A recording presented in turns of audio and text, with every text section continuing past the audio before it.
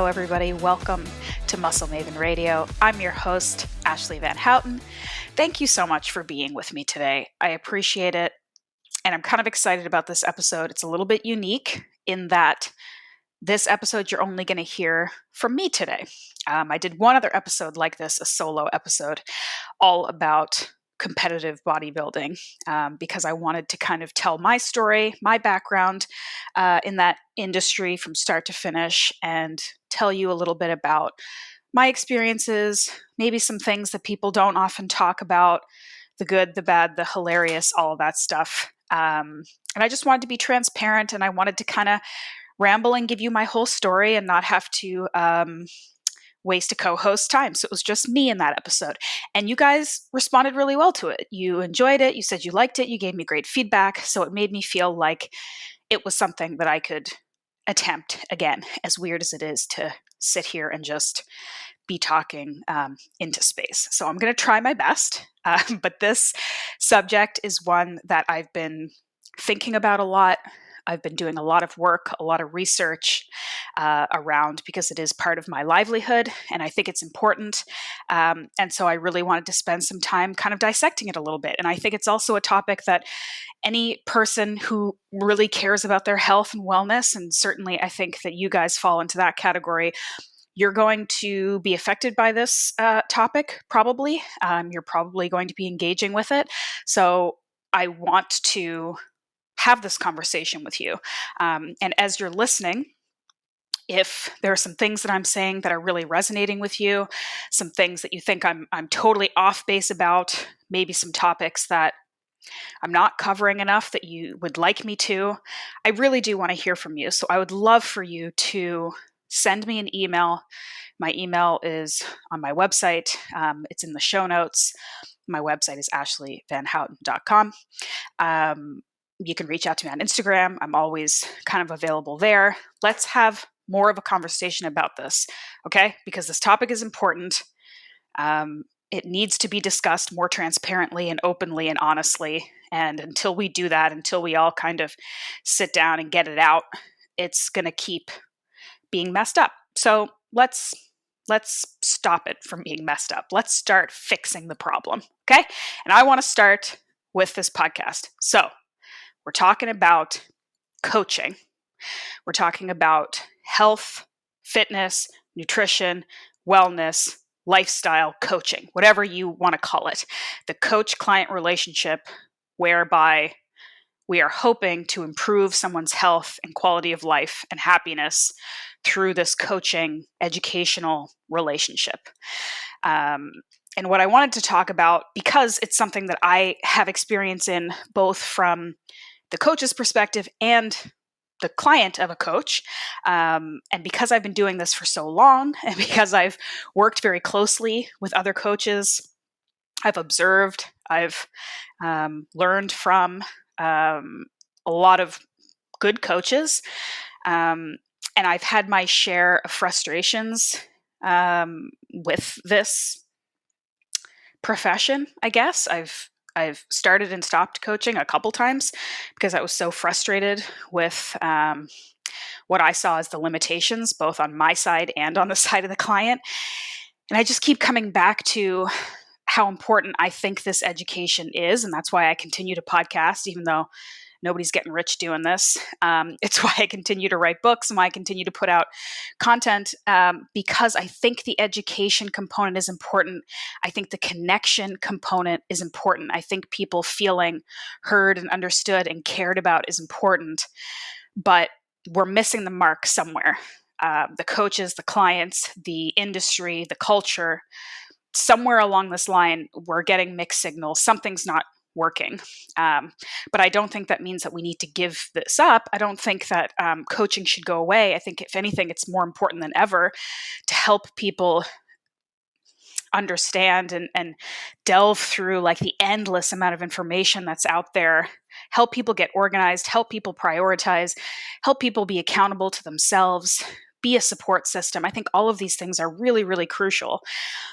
But there's a lot of issues with the coaching industry. And I have been trying to understand and get to the root of it and try to solve some of these problems in my own tiny bubble so that I can provide better services to people. And so I can feel more fulfilled and like I'm helping on a deeper level. And so I thought part of what's going to help me and hopefully some other people is by kind of walking through what I see as some of the biggest challenges, obstacles, failures of this industry and this relationship, the nature of this relationship, and then try to work through how we can improve it. So, as well as my own experience, my own years in this industry, and my own personal experience as a coach and as a client, I also have been doing a lot of outreach to my community, to people in my tighter knit community, and asking this question of them as well, and saying, what are some of the challenges you're seeing? What are some of the frustrations you have? What are some suggestions you have for how to fix this problem? And that's what I'm hoping to kind of dissect a little bit in this episode. So, how I would like to dive into it for this hour or so that we're going to be chatting, or I'm going to be chatting and you're going to be hopefully listening, is to kind of separate it into three main sections. The first, addressing some of the challenges, failures, limitations, whatever you want to call it, of the coach from the client's perspective. And then, of course, the flip side of that, the limitations, failures, challenges, issues on the client's side from the point of view of the coach. And then the third point is going to be my attempt to kind of reconcile this and talk a little bit about what we can all do to improve the coaching relationship. Now, none of this is me trying to judge anybody, convince anybody of anything, because I am probably not your personal coach. I could be. I've got some services available. We can talk about that at the end. But this is really more about food for thought from an experienced third party whose only interest is to improve this industry. It's not to convince you of anything one way or the other. So hopefully this episode will just be information you can arm yourself with as you go, maybe into a new coaching relationship, whichever side of that coin you're on. Maybe you're seeking out a coach. Maybe you as a coach are trying to decide what kind of clients you want to work with.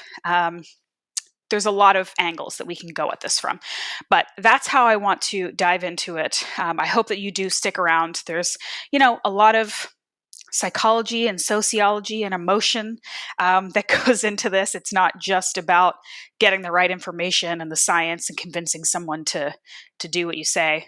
There's so much more to it than that. So I hope that you follow along. We're going to just dive into it and see how it goes. So thank you for being here, and let's see what we can do. Let's see if we can improve this relationship and just make us all healthier, happier people. No big deal, right? No pressure. Okay, here we go. Okay, so here we go, guys. First topic, we're going to talk about the limitations, issues, frustrations, challenges that clients have with their coaches. And so, like I said, I did a ton of outreach. I did a ton of research. I asked a lot of people a lot of questions, and these were sort of the main points that kept coming up over and over again. And what I'm going to try to do now, I'm not pretending to be objective. I'm a human being, and none of us are objective. So I've been a coach and I've been a client. So what I'm going to try to do is, when I'm talking about the limitations of the coach, I'm going to try to speak as if I'm a coach and explain some of the reasons why these limitations or failures or issues exist. Just so that if you're a client or a potential client listening, you can be like, okay, I can empathize, I can understand, I can see where you're coming from. And then in the next section, when I'm talking about clients, I'll speak on behalf of the client. This is why these issues come up. This is the psychology. This is where you need to understand where we're coming from. I'll try my best. I can't speak, of course, for coaches as a whole or clients as a whole. But again, I've been both. I've talked to both. And I think that just trying to understand where the other person is coming from is going to be more helpful when you're on the other side of that relationship, because we do need to start looking at this relationship like any other relationship, like a romantic relationship, like a friendship, like even a family member, a coworker. These are all relationships between human beings, and having understanding and empathy and compassion and patience is required to have a successful relationship, period. So if those things don't exist, if you don't look at the person opposite you as a human being with their own thoughts, beliefs, weaknesses, strengths, if you just think of them as a piece of paper or as someone there to serve you or whatever, you're facing an uphill battle already, right? So just trying to humanize the relationship a little bit and remind you that, yeah, this is a relationship. So there's give and take. It's not all on one person's side. It's not just your responsibility or just their responsibility to create the relationship. It needs both of you working equally, understanding each other, and putting the effort in. So here we go. Biggest frustrations that clients have with their coaches. Okay. This is in no particular order. These are just listed out. These are the ones that kept coming up over and over again. Okay. So the first one is coaches don't explain what they want you to do. They just tell you what to do. They just give you the information and expect you to do it without explaining. Okay, that's legit. I think that there's a lot of psychology out there that will tell you that the more we understand a concept, the more likely we are to be able to follow it, adhere to it, get behind it, believe in it, right? I think that is pretty straightforward psychology. Now, some coaches may not understand the science or psychology behind a point. They just know that you're supposed to do it. So an example of this might be you need to move more and eat less calories if you want to lose fat. Okay, that's a pretty simple directive. Of course, there's a ton more that goes into that. There's psychology. There's maybe why are you eating more than you need to? Why are you moving less than you need to? What's your background and history that has led you to this point? It's not just about calories, although calories do matter. It's about quality of food as well as quantity. It's about type of movement. It's about recovery. It's about mental health. Like, you can see me going down a rabbit hole here already. But some people, some coaches may know what you should be doing and may not know exactly why, really, or how to explain that to you. So that could be one limitation. Another limitation being that oftentimes, from the coach's perspective, we know that you are frustrated, impatient, maybe cynical, jaded about this whole interaction because maybe you've been dieting or being coached or trying to quote unquote get healthier forever, and you're kind of over it. At this point, you're just throwing money at somebody to tell you what to do. And so we tell you what to do, right? Maybe there isn't a lot of time. Maybe you haven't set up a schedule or an interaction where you do have that time to kind of just sit and teach and be taught and discuss and talk. Maybe that wasn't something that was part of the plan at the beginning. Yeah, there's a lot of reasons why the coach just tells you what to do. Maybe they think you don't need to know the science. Maybe they think you just need to be told what to do and go do it. That also goes into making sure you have the right coach, and that's something we're going to talk about later. But that is absolutely a legitimate concern, an issue, and complaint because, yeah, at the end of the day, I mean, I've done polls on Instagram stuff saying like, hey, if you're hiring a coach, do you want somebody to explain things to you and like teach you, or do you just want to like know what to do and go do it? Just be given the orders and just go get it done. And usually it's about 3-1 people want to be taught. So there is still a significant number of people who don't care. They don't care about the explanation. They just want to go do it. And then there's some other people that I think they think that they want to know. But then when they're faced with, okay, well, read this book and listen to me talk for hours and take this course and do all this work, then they maybe decide, okay, actually, I don't really want to know all this stuff. How much do I need to know? How much do I need to learn before I just, it starts clicking and I can just go do it? It's not everybody's full-time job to understand about health and wellness, right? Like some of us have dedicated our lives to it. The rest of us just want to know what we need to know to be healthy and no more, right? So maybe figuring out what camp you fall into and then finding the right coach, who's going to address these things accordingly is a good step for you. But first point, coaches who don't explain, they just give orders. That's legit. I hear you. Okay. The next big one, not addressing the psychology and the mental aspect of getting healthier, just giving you the cold, hard steps, just saying, go do A, B, and C, and not really digging deeper to understand the client and understand why they are failing to do those things on their own, why they have fallen off the wagon, so to speak, over and over again, why they binge eat in the first place, for example, all of these things, right? So this one is kind of the next evolution of the first point, being that, look, most health coaches aren't psychologists. That's an entirely different field with an entirely different level of education and understanding. A lot of us are not equipped, even if we think we are not equipped with the tools to address the mental health component of getting healthier. And because this is so sort of intangible and gray and on a scale, right?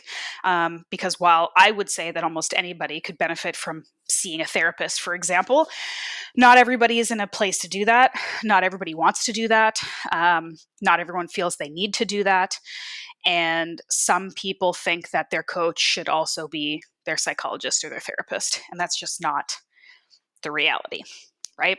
So while addressing the deeper mental health aspects of health is important, and I think it can be a valid part of the coaching service, we have to set realistic expectations and understanding around what a coach is legally and also just skills-wise available to offer you as far as that side of things goes.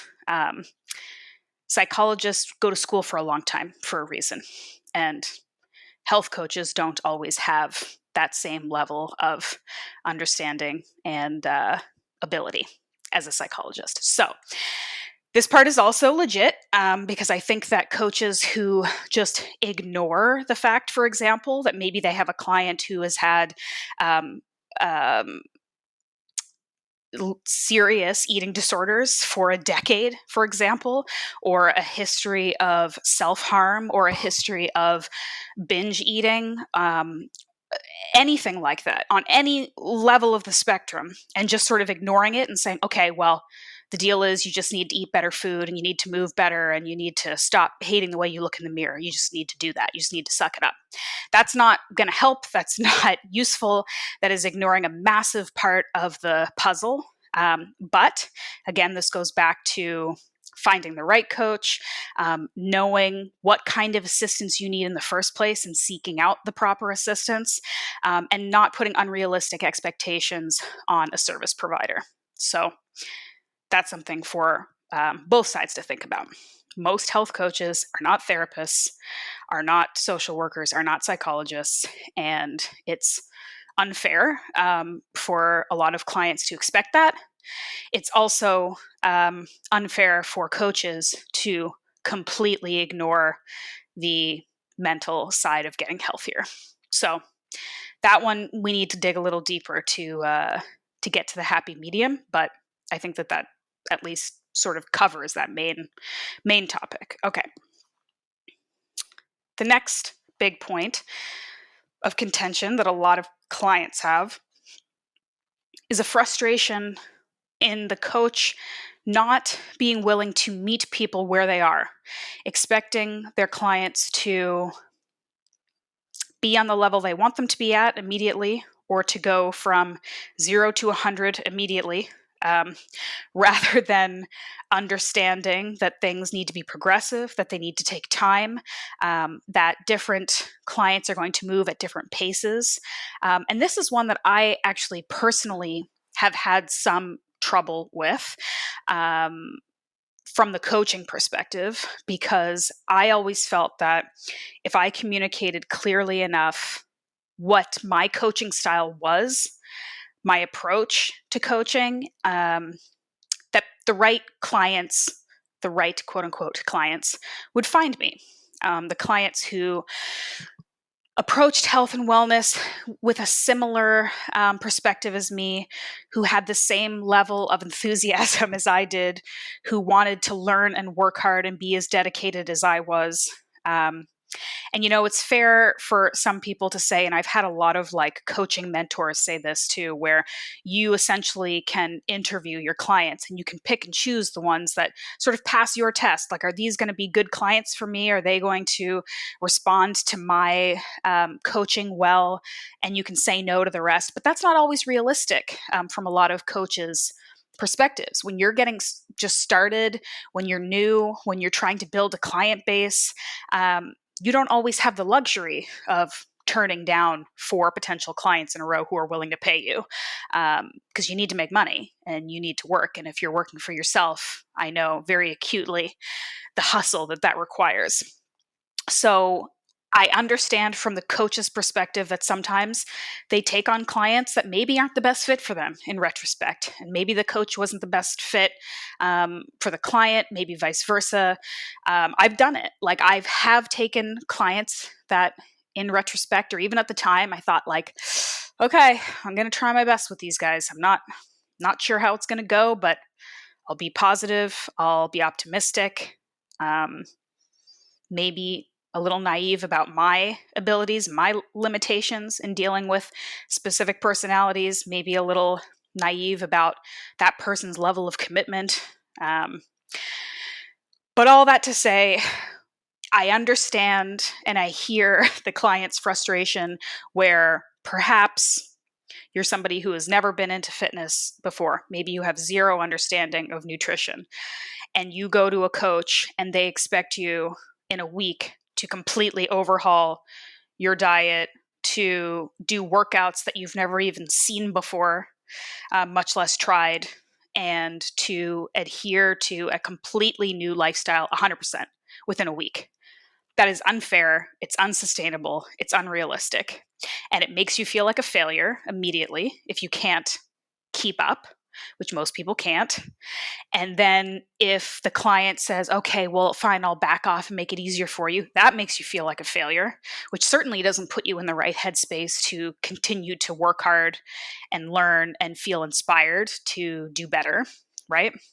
I would like to think that most good coaches at this point get the concept that slow, progressive change is much more sustainable than 0 to 100 complete overhauls, like Biggest Loser style, ridiculous boot camp style health coaching is not actually the way to go. But we live in a culture that really values and highlights these epic transformations, these super quick bounce backs, these intense, hard, grueling journeys that we can then flash all over social media. It's not sexy to promote a coaching style that says, I'm going to work through this with you in a painstakingly slow but effective manner. That is not a good pitch. It's the right way to do it, but it is not a good pitch. It just does not turn people on. So I understand from the coach's perspective that it's very tough to tell people what they need to hear. And it's a lot easier to tell people what they want to hear.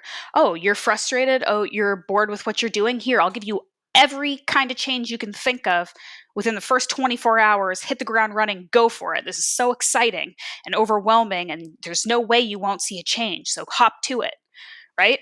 Rather than taking the time to very slowly, progressively, painstakingly highlight the key things that people are willing to change, able to change, picking one and working on it for 3 weeks until they've got it and then moving on to the next thing. No one likes that. So I can understand, again, how it's tough for the coach to balance giving you what you need and wanting to make you feel like you're getting your money's worth, right? This is a tough one. There's a lot of nuance, there's a lot of context, and there is a happy medium. We don't have to go from 0 to 100. We also don't have to be in a situation where you're paying a coach for a year just to help you improve your breakfast, right? We can find a happy medium in there somewhere, and we'll talk about how to get there. Okay. Next challenge. Clients are frustrated about paying big money to a coach and getting a very cookie cutter, stock, one size fits all plan. I got this one a lot. Nobody likes feeling like they are getting a cookie cutter approach to feeling healthy. People want to feel heard and understood. They want a custom experience. They want something that is tailored to their unique situation. And that is absolutely understandable and appropriate. My knee-jerk reaction as a coach would be to say, well, you didn't really do your homework on the coach, did you? Because before you give somebody big money, you need to know what you're paying them for. And if you haven't spoken to the person directly, if you haven't interviewed the coach, if you haven't gotten a very clear sense, very detailed description of what they're going to be providing to you, then at a certain point, it's almost irresponsible on your end as a client to give somebody a bunch of money when you're not really sure what you're getting out of it, right? Because there are a ton of coaches out there who will give you a cookie cutter program and ask a lot of money for it. And they'll do that because they have a lot of Instagram followers, because they have created a brand and a package that looks very impressive, and maybe they get some testimonials. Maybe they've done some coaching work that has been really successful, and they've picked this sort of one basic plan, and they're like, look, this works for most people. It'll probably work for you. Pay me and I'll give it to you. Here's the answer, right? But you can get a sense of that through research. You can figure out, is this person somebody who's going to send me a PDF they created 10 years ago? Or is this somebody who's going to talk to me on the phone once a week and give me a tailored plan based on information I'm giving them? That is something that is, I think the onus is on the client to do their homework before they give away their hard-earned money. So yes, it is absolutely understandable that you do not want a cookie cutter approach to health, but you get what you ask for. So that's something to remember. Okay, another big one, and this is actually one that was brought up a few times, but I think it's so important that I wanted to make sure it was included because I actually think it's something that's very important, but most people don't even know that it's important, and so they're missing it completely. And this is not having a plan for once the coaching relationship is done. There's no plan for how they're going to continue on their own, how they're going to become independent, how they're going to adapt whatever plan they've been working on with their coach to be something that's sustainable and lifelong, that they don't need the coach's help with anymore. This is a huge one. And this frustration comes as a result of me having clients who have said, I've done these half a dozen coaching courses, or I've had this many coaches, or I've had this many experiences, and I pay attention and I do everything they tell me to do, and I have 100% adherence and I'm perfect. And then in a couple weeks or a couple months when I'm done paying them, they're gone. I have nobody to answer to anymore. I'm set adrift. My motivation dwindles, and I'm right back where I started, over and over again. And I've had this experience personally when I was competing in bodybuilding, and I had coaches, and I did my due diligence, and I got a good coach, and I did a lot of work, and I did a lot of research on how to prep for competitions as well as I could. and I never paid attention to what happens when the competition's over. And when you think about the amount of time and energy and detail and work that goes into getting ready for this one tiny event, and then you put zero thought into what you do with your body and your mind and your schedule and your life once that tiny event is over. And yet, so many of us do this. We do this with competitions. We do this because we want to lose weight for our wedding or for a photo shoot or for a vacation. We do this as we plan for childbirth, maybe. We don't think about anything about what happens afterwards. We're always like planning for this big show, and then we never think about the rest of our life that comes after it. And again, I'm saying this as somebody who has done it. I did my competitions and I did them really well and I enjoyed the process and I was successful. And then the day after hits and I'm like, what the hell do I do with myself? How do I eat? How do I exercise? Do I try to maintain this? How do I get back to normal? What's normal now? How slowly do I do it? How quickly do I do it? How much weight should I gain back? How much cardio should I be doing now? You see how this cycle happens? You spin out of control really quickly. So mine's kind of the other end of the spectrum where it's like I'm coming from hyper vigilant, how do I live again? And then there are people who are used to living like, they're going to die tomorrow and they're trying to find some semblance of a routine that is balanced. No one knows how to do it. So there really isn't much success on the coach's perspective if they work with you for a few months, get some money from you, give you some good tips, and then 2 weeks after you're done paying them, you're right back where you started. That's not a success from the coach's perspective. It's not a success from your perspective either, right? You potentially kind of just wasted money and months of your life doing something that was not sustainable. And of course, this is maybe different if you are training for something specific. But still, the point remains that there is an after. There's an after that comes that you need to be prepared for. So this is, again, you'll see a theme coming from this list, something that you need to be aware of and bring up with your coach. Ask them. Ask them to help you develop a plan. What comes next? How do I find balance? How do I find self-accountability? How do I keep this up or keep up some semblance of this when I'm not paying you to tell me what to do every week? Right?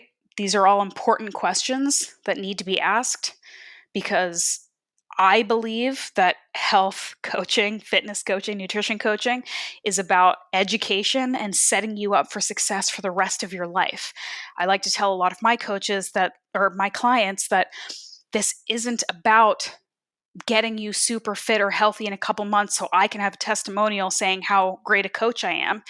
It's figuring out the lifestyle for you so that your behaviors and decisions are just your life. They're just what you do. They're not something you have to think about. They're not something you have to note in your fitness pal on your phone. They're not something that you have to get through to get to the other end that is perfect health, whatever that is. It's just your life. It's the lifestyle that you have created that makes you feel good and vital and happy and healthy. That's what you need to figure out. And if you can't do that without a coach, then it's not sustainable. It's fine to need a coach on and off throughout your life, continuously here and there. But if you need a coach all the time to give you the lifestyle that makes you happy, it's not sustainable. So these are the major points of issue that clients came to me complaining about their coaches. And as I said, they're all legit. They're all real issues that, again, are not completely the fault of the coaches, nor are they completely the fault of the clients. But they are big issues that are problematic in the coaching industry. And now, after a quick break, we're going to talk about the client side and the limitations and challenges and issues that coaches have with their clients. All right, here we go. It's time to talk about clients now. And I want to just preface this by saying I think I have a lot of coaches and clients who listen to this podcast, and I am not intending to provoke or offend anybody. This is truly comments that came from you guys, from listeners, and from people in my community who are willing to share. And any of the things that I'm saying, I believe that they are meant to inform and to help and to create understanding. And a lot of what I'm saying, I believe, is based in an understanding of the industry and an understanding of basic human psychology and wellness. However, what I'm saying is also kind of one person's belief, right? So you don't have to take everything I'm saying obviously, as 100% fact. I would also say, though, however, that if anything I'm saying does trigger you or piss you off, it may be worth reflecting on that particular thing and thinking, okay, why did this get to me? Is it because there is a kernel of truth here? Is it because there is something she's saying that resonates with me as a sticking point, or something that I have maybe failed to do or wished I could do differently or messed up about in the past? Certainly, I'm not perfect from as a coach or as a client. I've made a lot of mistakes myself, and that's why I feel like I can speak so passionately about a lot of these subjects.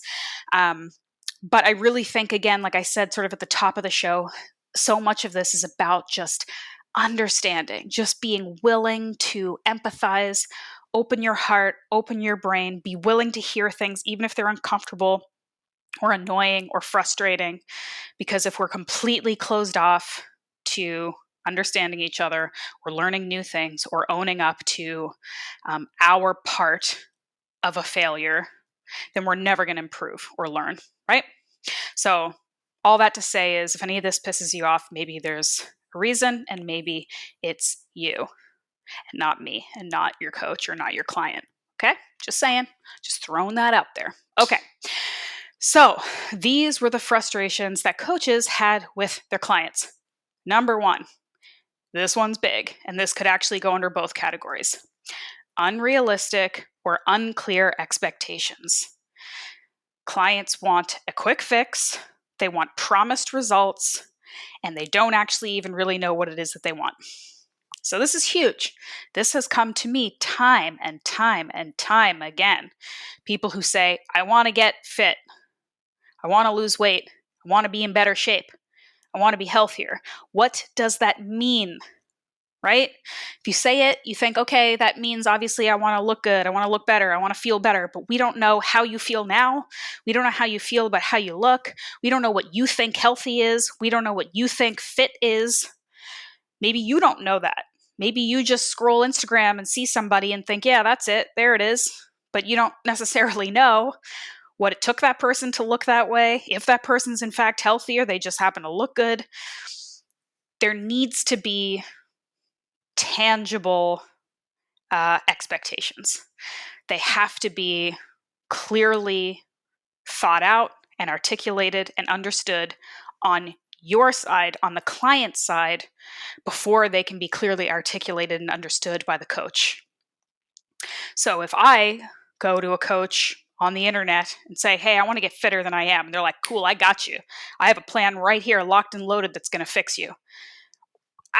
I'd run in the other direction. That person has no idea who I am, what my deal is, how fit I am, what I'm actually asking for.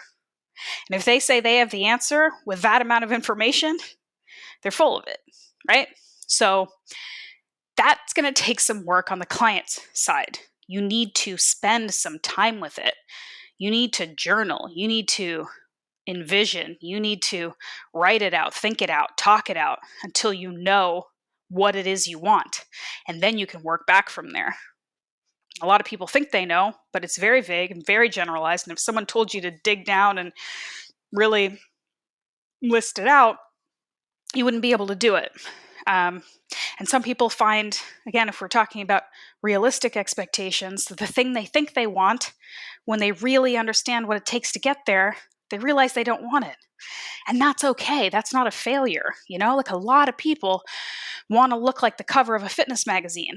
And then when you say it will take you a year, you will never eat anything you like again, you will stop drinking, you will go to bed at 9 p.m. every day and wake up at 5, you'll work out for 3 hours, it might totally interfere with your life and your relationships and your sex drive, and so on and so on and so on.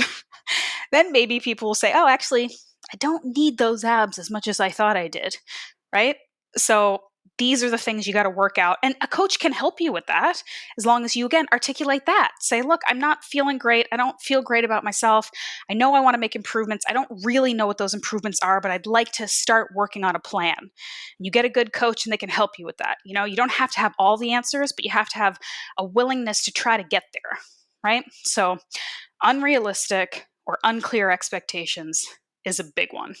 We could really talk about that for an entire podcast. Let me know if you want me to. Okay. Next one. Clients are not investing enough either in money or in time. So, of course, the other section I was talking about clients being kind of peeved that they're paying a bunch of money and not getting what they think they deserve with that investment. And then there's coaches saying, look, you're barely paying me anything for the time that I'm putting into this. And you're also not really putting that much time into it. What do you expect to get out of this? So this again goes back to, I think, just understanding and discussion and, figuring out what you're willing to invest, both in time and in money. You don't have to spend thousands and thousands and thousands and thousands of dollars to get a quality coach who's willing to help you. But you also, you can't half-ass this thing. You can't try to cut corners everywhere. You can't try to take the quick fix on every level and expect to get a quality result. It's like with everything in life, the amount of time and effort and investment you put into something is going to be relative to what you're getting back out of it. And I've had this issue with coaching friends in the past, and I still am sometimes guilty of doing this, like just giving way too much time and expertise for free because they're people I care about and people that I feel weird asking for money from. But I have gotten to the point where when people really come to me and say they want formal help, I'm like, dude, you gotta pay me. Not only because my time is worth it, but also because if you don't invest anything in this, you are not going to be invested in it, right? It's like if you're starting a business with a friend and your friend puts in their entire life savings and you put in nothing, who's going to be more invested in the success of that? The person whose entire livelihood is riding on it, not you, right? So I'm not telling you got to use your life savings on a coach, but do your research, invest. If this is something that is important to you, and if your health and happiness is important to you, as it should be really at the top of the priority list. You think about how much money you're willing to spend on a vacation, on a nice bag, on a car. This is your life. This is your health. And if you get the right person and you invest the right way, this could be a gift and a resource that gives back to you forever, right? So invest with your money, invest with your time, and chances are better that you're going to get more out of it than if you don't. Okay. Next one. This is something that I get really fired up about. Clients who sign up with a coach based purely on aesthetics or popularity and think that you're going to be just like that person if you do what that person says. Okay. I get it, right? I get that people are aspirational. I get that, you're not necessarily going to pick a coach that looks like they've never worked out in their life. Okay, I understand. I understand that we're all attracted to fit, healthy, charismatic, good-looking people. And I, in fact, actually tell people when you're looking for a coach, and I've used this in the bodybuilding example, to look for a coach who has an aesthetic that you appreciate, that you would like to emulate, which is the reason why I didn't seek out a heavyweight male bodybuilder to help me be a figure competitor. I looked for a figure competitor and one whose physique I liked. However, it is completely false to assume that just because someone looks good and just because someone has a lot of followers on Instagram, that you're going to look like them and that they know what they're talking about and that you should do exactly what they say and you're going to look like what they look like. Okay. I can do J-Lo's workout plan every day for the next decade. I'm probably not going to look like her because she's J-Lo and I'm not. I hate to say it. I hate to admit that out loud. But she is a different human being with a different life and different genetics, and that's what it is. So again, this is something a little bit naive if you're putting all of your eggs in this basket of this person's a big deal and good looking. And so if I follow them, I'm going to look like that, I'm going to feel like that, I'm going to be like that. It is not the case. This is where you got to do your research. You have to observe this person, research this person, see who else. Do you know anybody who's been coached by this person? Look at what they do. Look at how they talk. Look at how they communicate. Get some of their free downloads if they have it, whatever. Do your research. Talk to the people in person if you can. I mean, really, you want a coach that's going to be accessible that you could actually do like a free consultation call with or, interact with on some level before you sign up, right? See if it feels right. See if you click. See if you understand them, if they understand you, if what they say resonates, if you get a good feeling. If you don't, it doesn't matter how good their abs are. It's not going to be a good relationship. And this is one of the traps that people fall into when they go and get these cookie cutter, one size fits all plans from their coaches that they paid a ton of money for. It's because they fell into this trap of this person's popular and hot, so I'll just give them money because, hey, they're so successful. I mean, they're going to help me. And then, yeah, this is what you're getting. So you'll see that this is a very common refrain that I have over and over again is do your work. Do your research before you sign on. Okay. Next one. Expecting too much of the coach, putting too much emphasis on extrinsic, external motivators. This one's big. This goes back to sort of the mental aspect of it. And this is something that I kind of try to hammer home all the time with all of the information I put out there, that external motivators, wanting people to like you, wanting people to be impressed by you, wanting to get more likes on social media, wanting to look like another person that you admire.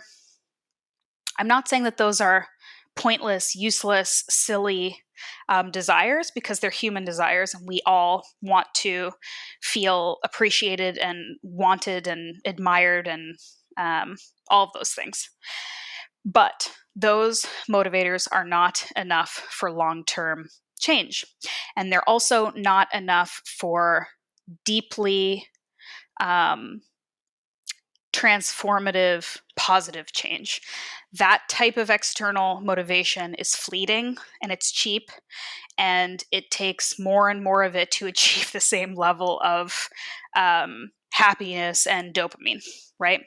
So you have to find the intrinsic, internal motivators. Those external motivators can still be there. You can always still want to look good naked, look good on a beach, have people say like, oh, shoot, you look great. What have you been doing? Nothing wrong with that.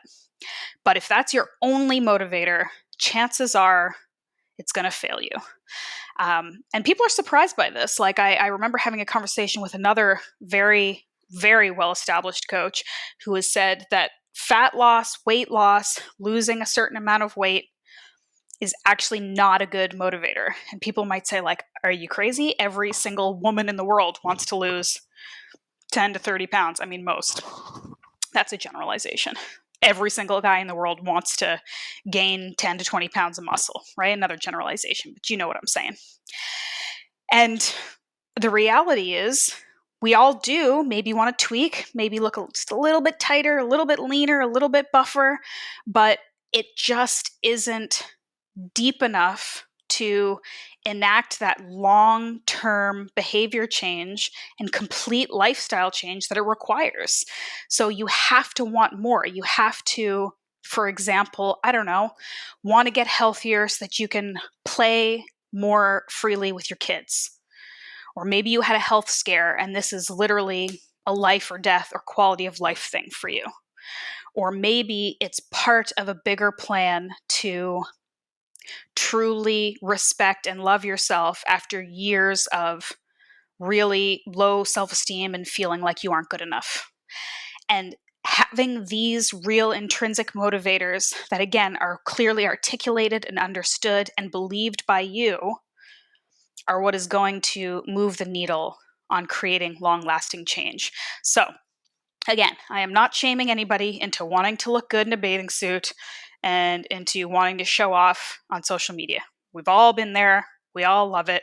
We're all human beings. But you need more than that. Period. And the coach isn't going to do it for you. You have to want to change, right? And this leads to the next point, which is coaches' complaints that many clients do not actually have the intrinsic desire to change. You just have this general feeling that you, quote unquote, should get in better shape, or a general displaced sort of unhappiness that you aren't enough, that your life isn't great, that you want to feel better, but you don't know how. And so you turn to, okay, well, the gym's going to help, or getting a super strict diet and losing some body fat and looking better in my clothes is going to help.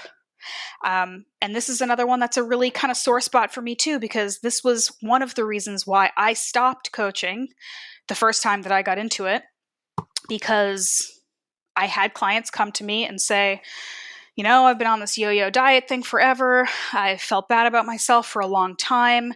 I just want to feel better. I want to be strong. I want to take charge of my health and my life.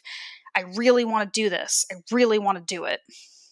And then you enter into this relationship, and a week or two down the road, they kind of stop checking in, and you're kind of hounding them, and they're not really that responsive, and they're not really doing what you tell them to do. And then you're both left disappointed. You're both left feeling like, well, okay, so I'm the coach. What I'm doing isn't working. They're not responding. But maybe they're just not really that into it. Why did they pay me this money? Now I feel like I let them down and I'm not that good. They feel like here's another failed attempt at getting healthy. This coach sucks. I suck. I'm not into it. Here we go again. Right? And this goes back to the unclear, unrealistic expectations. You just have a general feeling of not feeling great, wanting things to improve, wanting to feel better.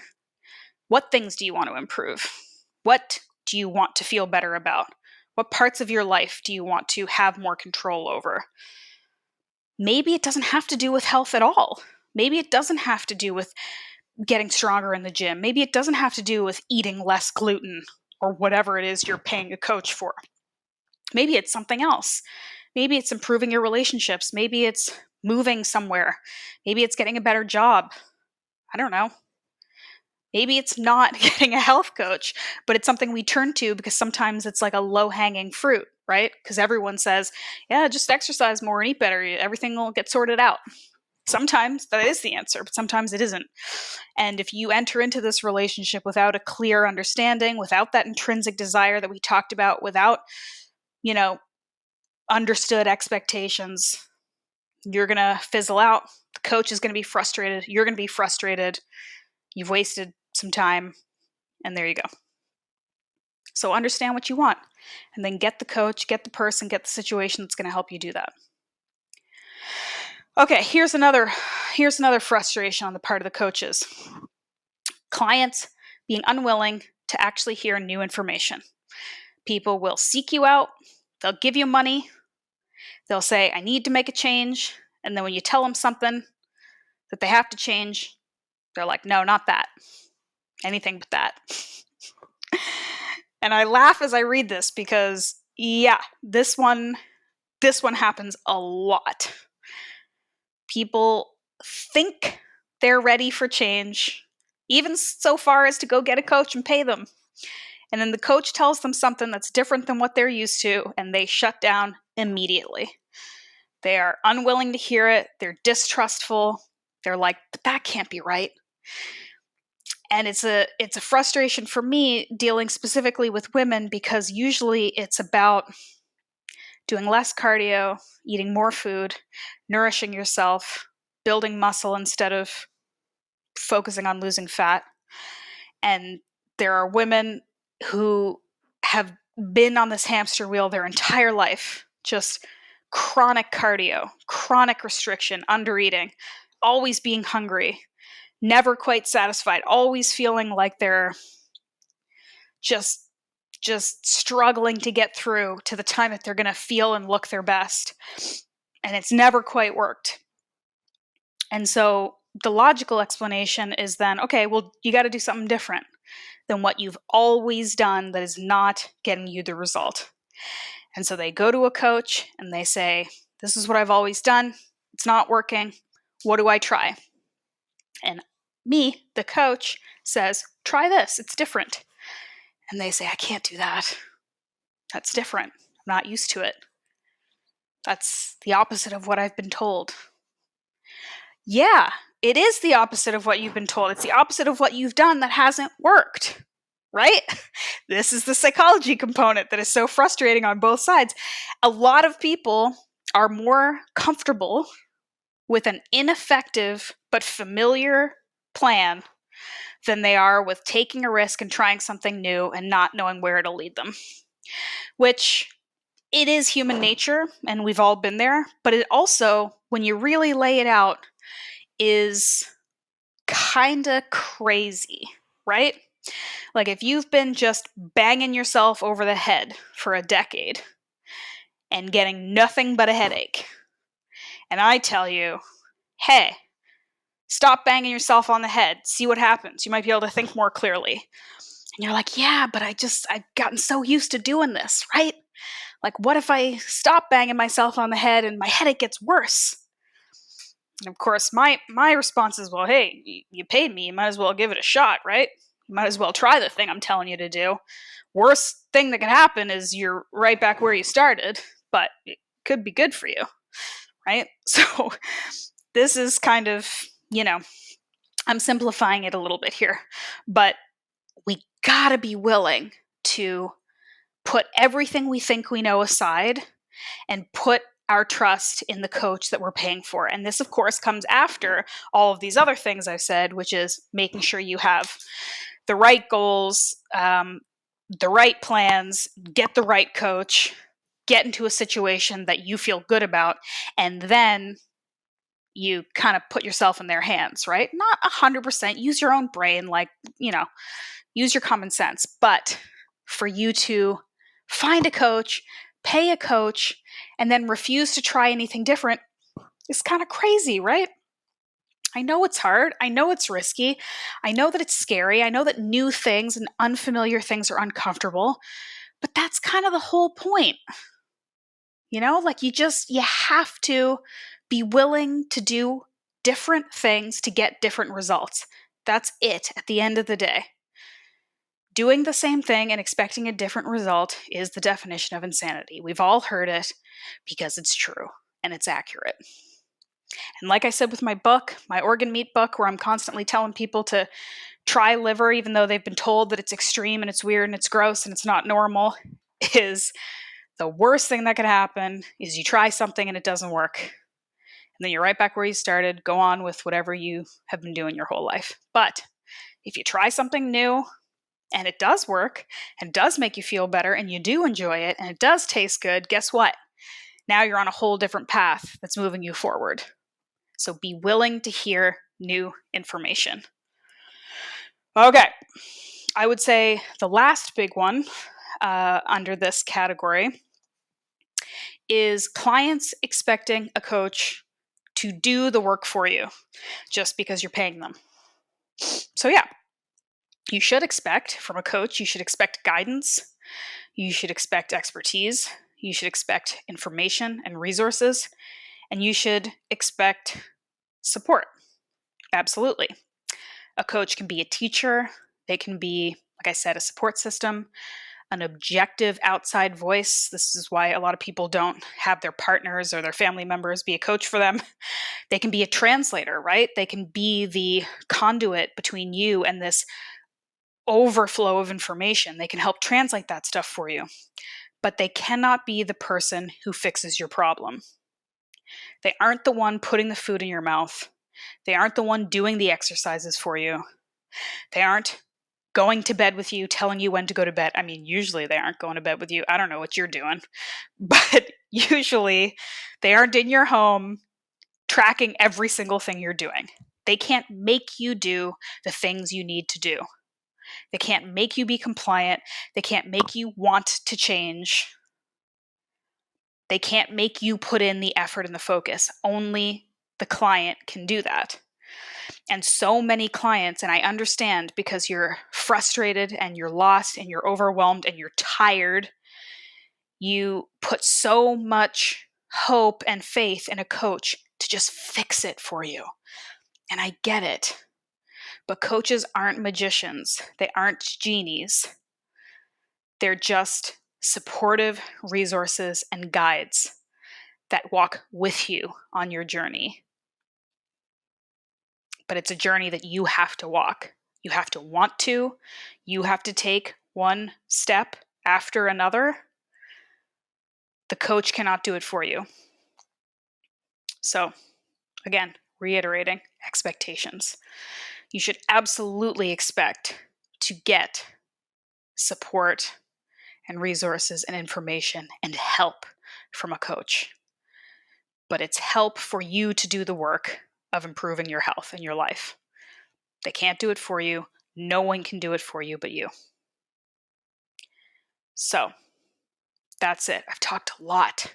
I need to take a break. I need to go get a nice coffee, drink, walk around a bit, get some fresh air, and then we're going to delve into the best part of this, part 3, where I'm going to talk about what I think we need to do, what we both need to bring to the table as coaches and clients to start improving this relationship and start making health coaching, coaching in general, an interaction and a relationship that is really helping make the world a healthier place. So join me in just a minute.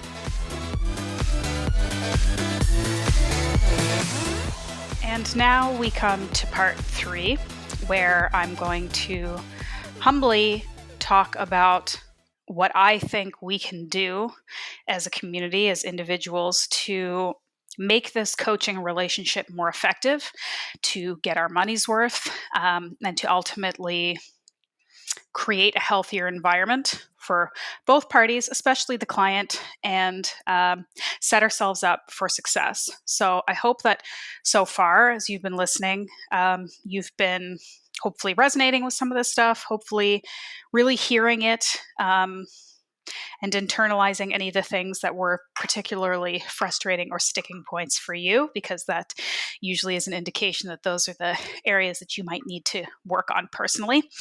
And in this section, I am going to speak more directly to the clients about things that they can do more specifically. And the reason I do that is because I do ultimately think that the responsibility and the onus and the bigger risk is really more on the client. You have more to lose from investing your time and money and mental energy into a coach that is not going to work for you, or that hopefully is. So it really, and you're the one choosing the coach as well, ultimately. So, and at the end of the day, there are a lot of different coaches doing different things. There are some coaches who are like, look, I've been doing this for decades. I don't have the time to work with people individually anymore. I'm just going to throw out some PDFs based on some things that I know are successful. If people want to buy them and use them, great. There are clients who have all different types of approaches for dealing with individuals. And it doesn't make much sense for me to kind of speak in general terms about what all coaches should do, because there's too many different types of coaches offering different types of services. But there are a lot of things, education-wise and advocacy-wise, that clients can do for themselves to make sure that they're entering into the most beneficial relationship and experience for them. So that's what I'm going to speak to right now. I hope it's helpful. Okay. The first point, choosing the right partner. It's the biggest key here. You could talk forever about this, but it's just like any other meaningful relationship in your life, right? Your romantic partner, your business partner, your gym partner. You need to do your research. You need to pick somebody who's going to work for you. You can't pick somebody based purely on whether they look good or whether they're popular or whether they're rich. You need to pick them based on how they resonate, connect, feel to you. Do they communicate in a way that works for you? Do they offer services that look like something you'd be interested in, excited about, willing to invest yourself in? And you can't always tell that by looking at their website or, I don't know, checking them out on Instagram. So this is where you do a little bit of outreach work and you send an email. You ask them questions. Maybe it starts by just going on social media and asking questions on their posts or sending them a DM. Maybe you check out their contact thing on their website and ask them some specific questions. Most coaches who work one-on-one will offer a brief complimentary sort of intake call where you can talk a little bit about what you need and they can tell you how they work.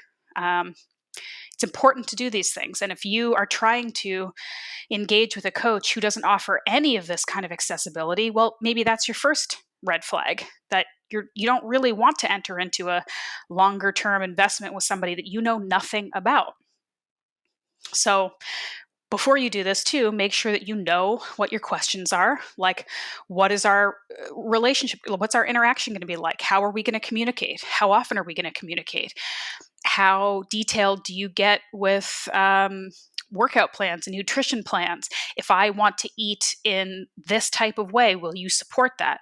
If my goal is XYZ, will you support that? Like, have some questions for them. Because again, they don't know how to answer your needs if you don't tell them what they are. Right? So, and this will also give you an opportunity to see, like, do you like how they communicate? Do you like their bedside manner? Do they seem friendly? Do you get along with them? Is this somebody you could see yourself trusting to tell them intimate details about your life and your health? You know, this is important. This is a relatively intimate relationship within, appropriate confines. You know what I mean? So do the work up front. Choose somebody. You can never know 100%. You can do your due diligence and still at the end of the relationship think like, they weren't so great at the end of the day, but we do that with our intimate relationships too, right? You can't pick winners all the time, but doing your research is going to help. Okay, so that's the first point. The next is to have a clear understanding of your goals, what you really want to accomplish with this particular person, be able to articulate them clearly and communicate what they are and what you believe you need, what you expect, what you hope for from this relationship. Just like with, your partner in life, you cannot assume that they understand what you're thinking. You cannot assume that they can just guess what your needs are. It's not fair. It's not fair to not articulate what you need and then be mad when you don't get it. And a lot of people are guilty of this. And a lot of it is because we don't feel confident enough or okay with voicing our needs. And that's work that needs to be done, perhaps, before you get into a coaching relationship.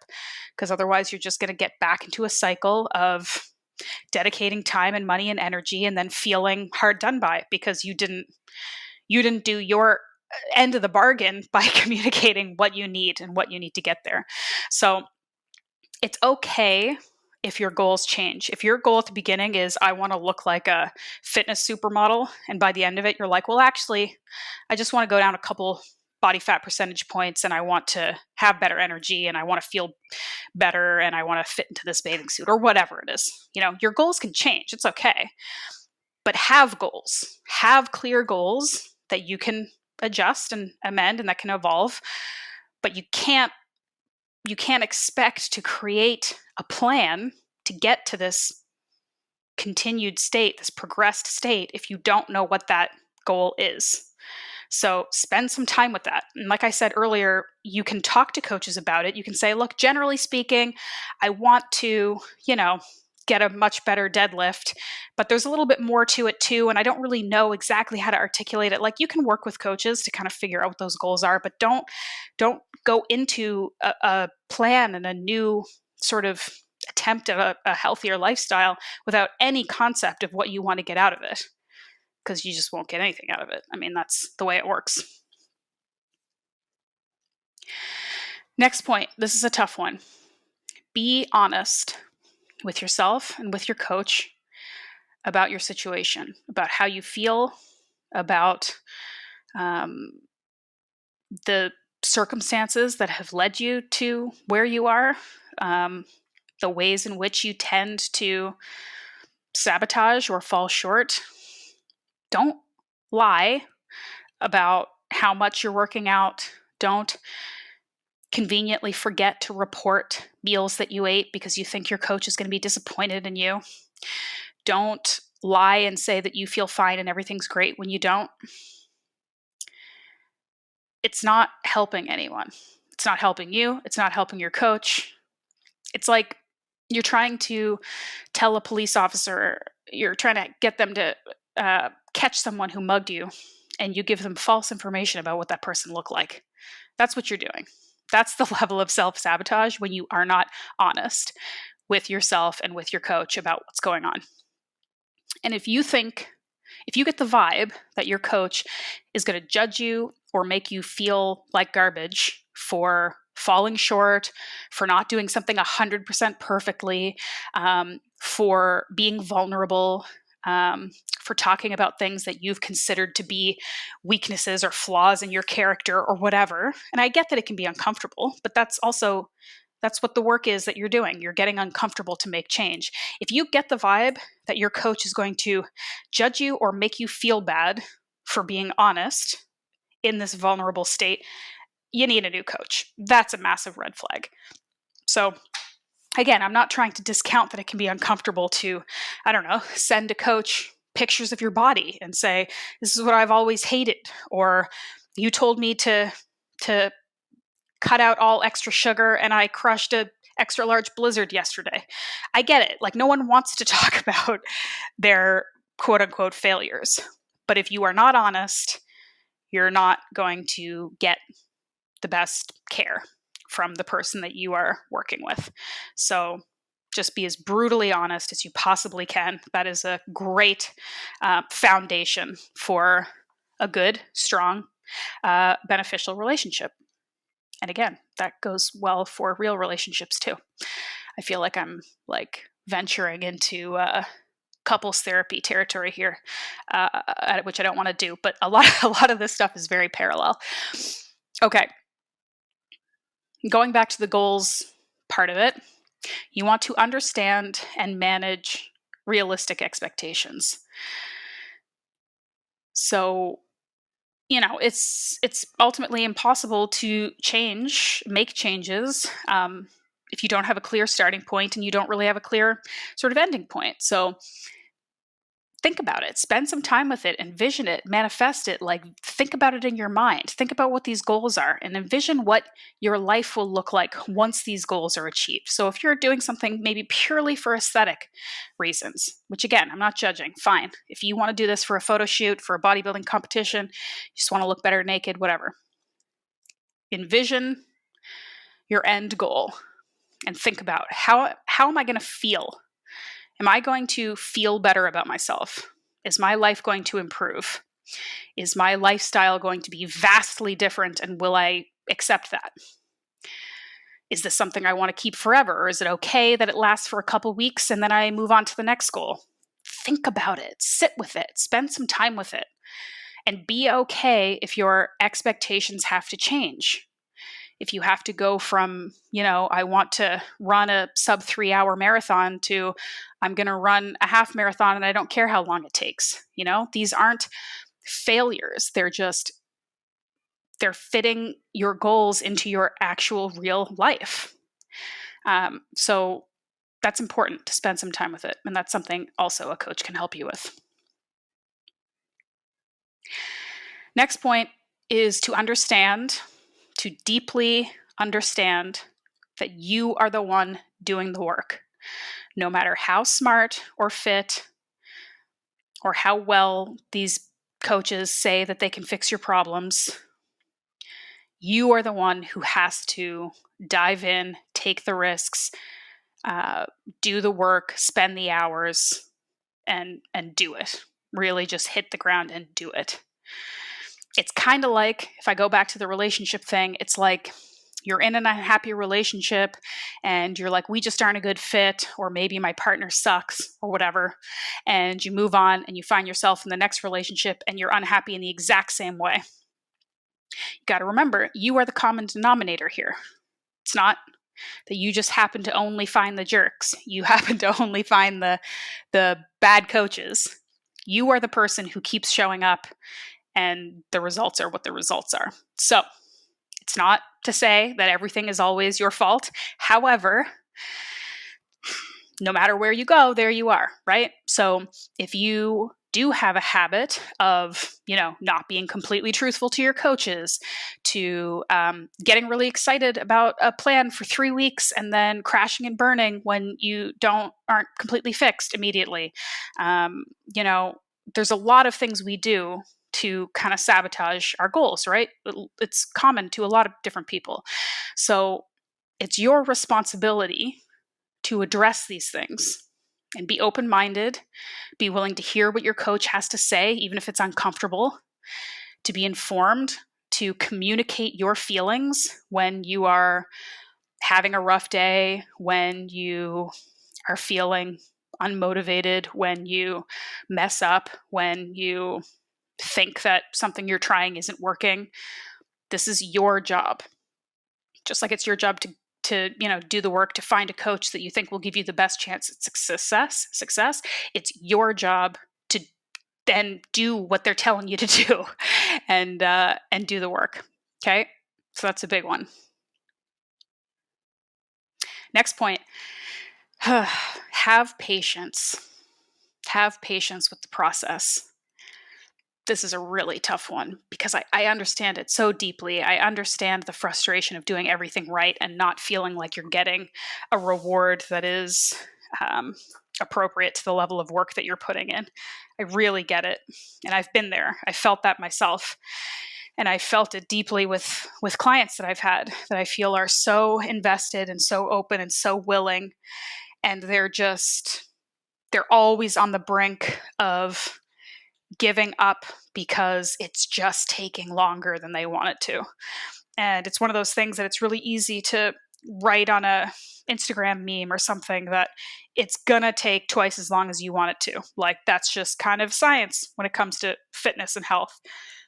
If you're overweight or if you're unhealthy, it probably didn't happen in 3 weeks. So what makes you think that you're gonna reverse it in 3 weeks? But we create this culture where 21-day shred is a thing and we believe it and we buy into it. And it's just not realistic and it's not accurate. And when it does work, it works very temporarily. And it's not usually the answer that you're looking for.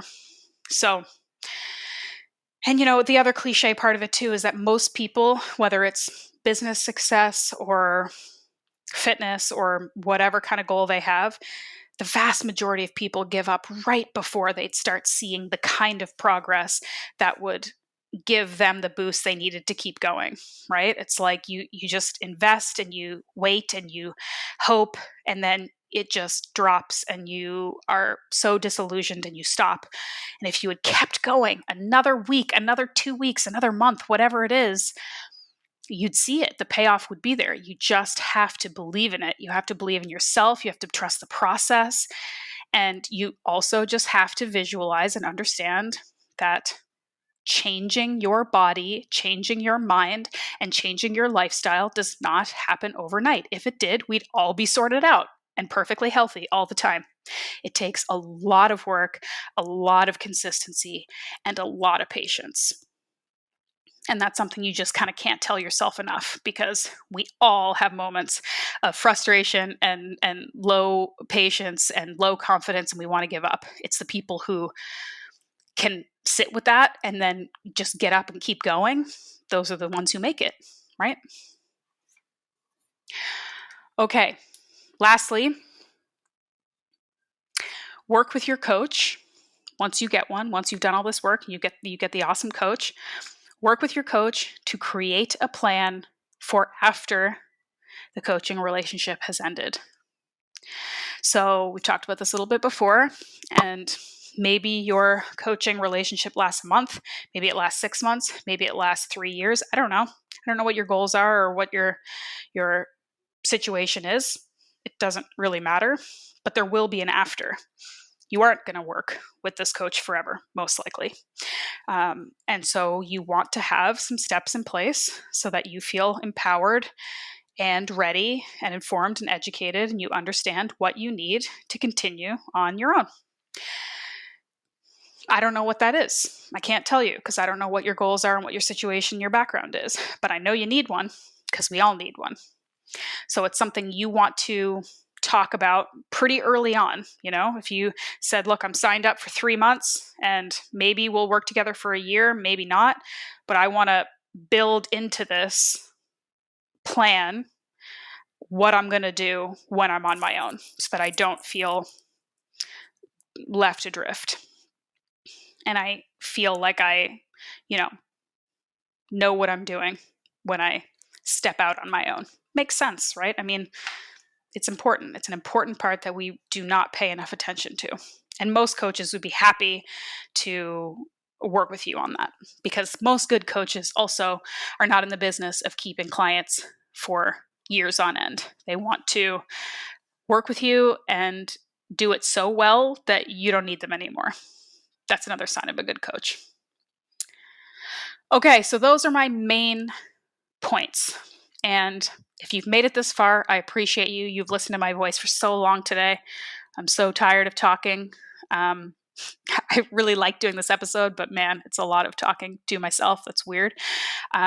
So I appreciate you listening. I really hope that you got something out of this. If, like I said at the beginning, if there's something you think I really missed, if there's something you think that I could dedicate more time to, maybe there's a coach or a mentor or a teacher that you think would be really valuable to talk about this stuff with that I should have on the show, send me a message.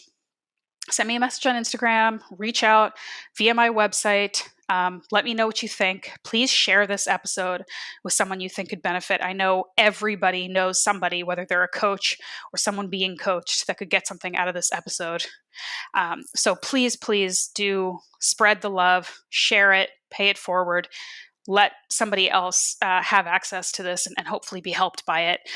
I can also talk a little bit right now about some of the coaching options that I do offer. I mean, I might as well shamelessly plug some of my own services here, since I just spent over an hour talking about coaching.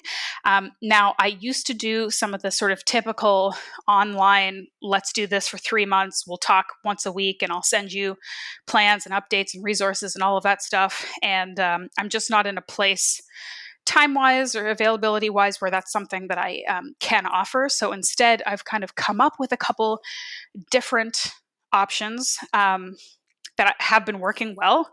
But I think that, again, they are for specific types of people with specific goals in mind. So it may not be appropriate to everybody. But just really quickly, some of the main things that I am offering right now. One is a one-off intensive consultation, health consultation.